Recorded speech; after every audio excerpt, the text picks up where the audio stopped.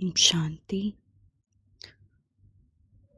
आज की अव्यक्त मुरली 21 जनवरी 71 अव्यक्त वतन का अलौकिक निमंत्रण। आज मिलने के लिए बुलाया है। ये अव्यक्त मिलन अव्यक्त स्थिति में स्थित होकर ही मना सकते हो, समझ सकते हो। बाबा पूछ रहे हैं, आज देख रहे हैं कौन कौन कितना शक्ति रूप बने हैं। आप लोगों के चित्रों में नंबरवार शक्तियों का यादगार दिखाया है ना। शक्तियों की परख किन चित्रों द्वारा कर सकते हैं मालूम है? आपको अपनी शक्तियों को परखने का चित्र मालूम नहीं है। भिन्न भिन्न नंबरवार शक्तियों का यादगार बना है। अपना चित्र भूल गए हो क्या?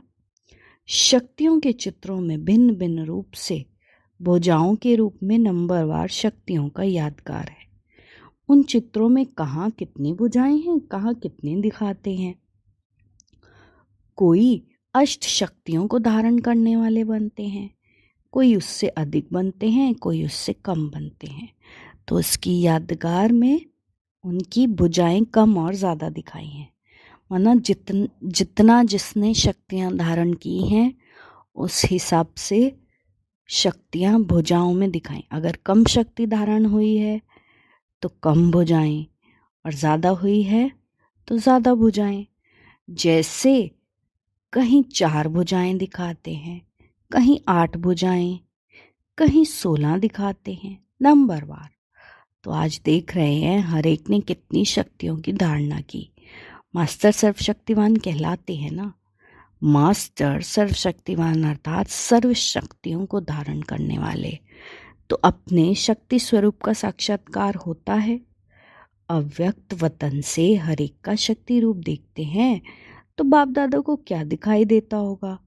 वतन में भी बाप दादा की अलौकिक प्रदर्शनी है ना। उनके चित्र कितने होंगे? आपके चित्र गिनती में आ सकते हैं, लेकिन बाप दादा के प्रदर्शनी के चित्र गिन सकते हो? तो बाप दादा निमंत्रण देते हैं। निमंत्रण देने वाला तो देता है, आने वालों का काम है पहुंचना। माना बाबा तो निमंत्रण दे रहे हैं कि वतन में मेरे साथ अव्यक्त स्थिति का अनुभव करो, लेकिन बच्चे करें ना करें वो बच्चों के ऊपर है। बाप दादा आप सभी से करोड़ गुना ज़्यादा खुशी से निमंत्रण देते हैं। हर एक को अनुभव हो सकता है अव्यक्त स्थिति का अनुभव। कुछ समय लगातार करो तो ऐसे अनुभव होंगे जैसे साइंस द्वारा दूर की चीज़ सामने दिखाई देती है। ऐसे ही अव्यक्त वतन की एक्टिविटी यहाँ स्पष्ट दिखाई देगी।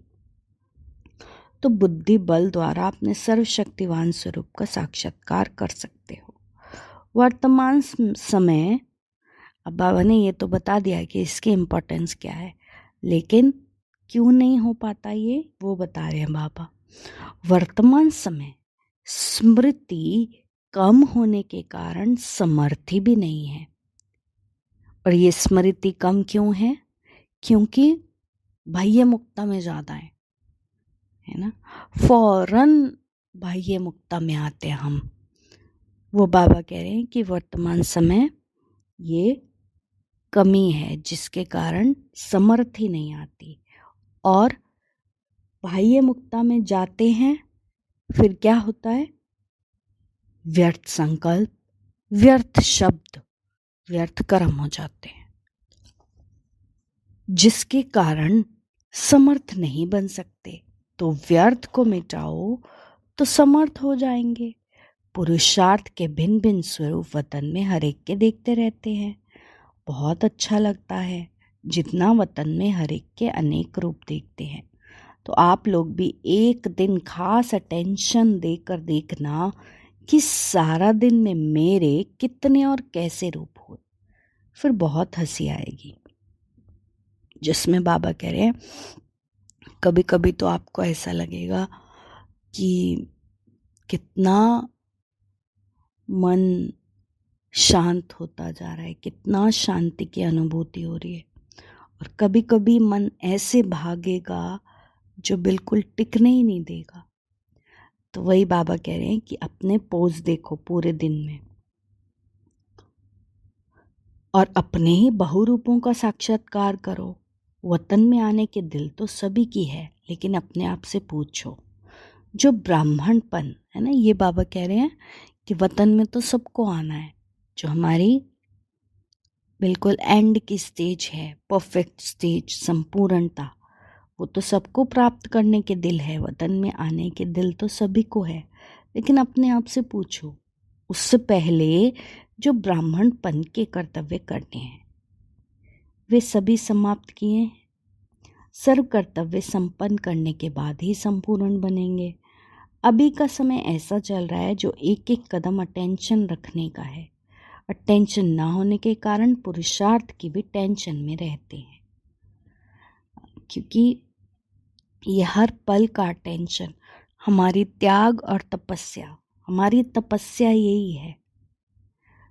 बाहर में तपस्या का रूप एक अलग है, वो हठ योग टाइप में लेते हैं, लेकिन हमारी तपस्या यही है कि बार बार अटेंशन को अपनी ओर, आत्मा के शांत स्वरूप की ओर अटेंशन को सिंक करना होता है।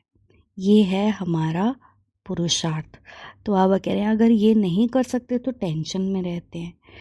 एक तरफ वातावरण का टेंशन, दूसरी तरफ पुरुषार्थ का टेंशन।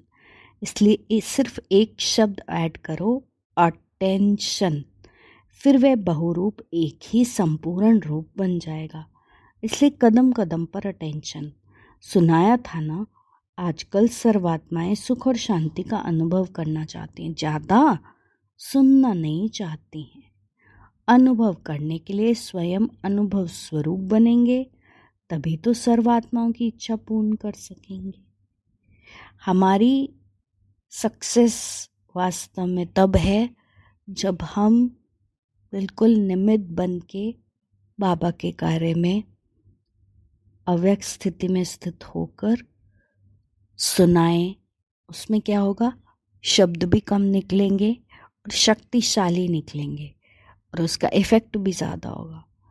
लेकिन दिन प्रतिदिन देखेंगे जैसे धन के भिखारी भिक्षा लेने आते हैं, शांति के अनुभव के भिखारी भिक्षा लेने के लिए तड़पेंगे।